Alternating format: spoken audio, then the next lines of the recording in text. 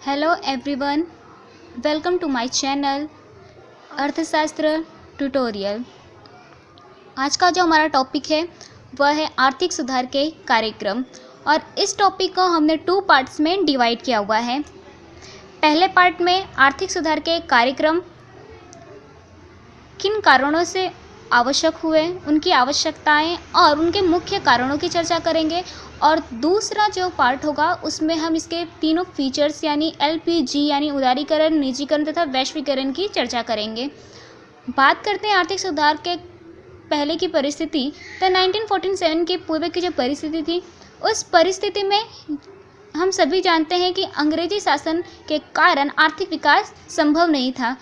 1947 यानी स्वतंत्रता प्राप्ति के बाद जब आर्थिक निर्णय लेने में सरलता पाई गई तो उस समय व्यापारिक क्षेत्रों पर उसका पड़ता प्रभाव यानी लेन देन तुला, जिसे हम शॉर्ट में बीओपी बैलेंस ऑफ पेमेंट के रूप में जानते हैं, उसमें आर्थिक क्राइसिस यानी आर्थिक संकट उत्पन्न हुआ और इसके लिए मुख्य कारण जवाबदार थे 1980 से लेकर 83 की वैश्विक मंदी। 1989 में भारत के व्यापारिक घाटा जो था 4,000 करोड़। उसके बाद विकसित देशों के साथ भारत का जो मैत्री संबंध था वो भी उतना योग्य नहीं था। वैश्विक मौद्रिक संस्थाओं द्वारा भी भारत को यही सलाह दिया गया कि नई आर्थिक नीति अपनाई जाए।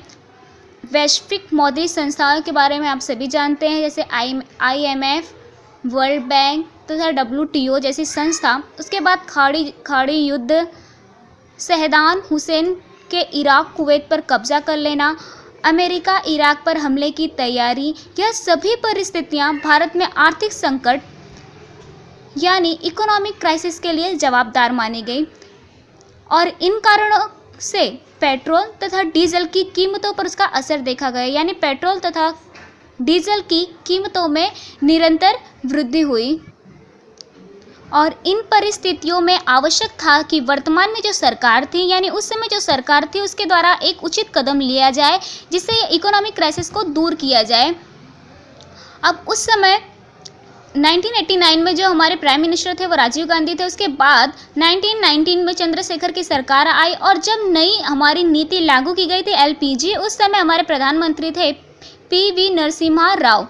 हम सभी जानते हैं भारत में विविध प्रकार की पंचवर्षीय योजनाएं लागू की गई और ये पंचवर्षीय योजनाओं की शुरुआत 1915 से की गई थी। 1915 से लेकर 1919 के बीच में जो समयकाल था यानी 1950 से लेकर 1990 का समयकाल था वो 40 वर्षों का था और इन 40 वर्षों में जो नीतियां अपनाई गई वो इतनी योग्य नहीं थी, यानी उन नीतियों की असरकारकता, उन योजनाओं की असरकारकता उतनी योग्य नहीं पाई गई, जिसके लिए मुख्य कारण कुछ सर्जित हुए। जैसे निजी क्षेत्रों में किया जाने वाला निवेश वह प्रभावी नहीं हुआ, मुद्रास्फीति की परिस्थिति सर्जित हुई, यानी सामान्य भाव स्तर में कमी तथा वृद्धि। इसके अलावा लेन देन तुला पर इसका असर हुआ। आयात और निर्यात में परिवर्तन यानी आयातों में कमी तथा निर्यात में वृद्धि देखी गई।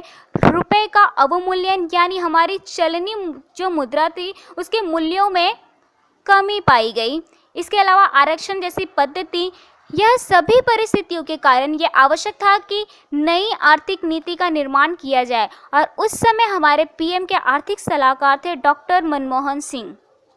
आई होप ये वीडियो आप सभी को पसंद आया होगा, तो इसे लाइक करें और सब्सक्राइब करना ना भूलें ताकि आपको मेरे सारे वीडियो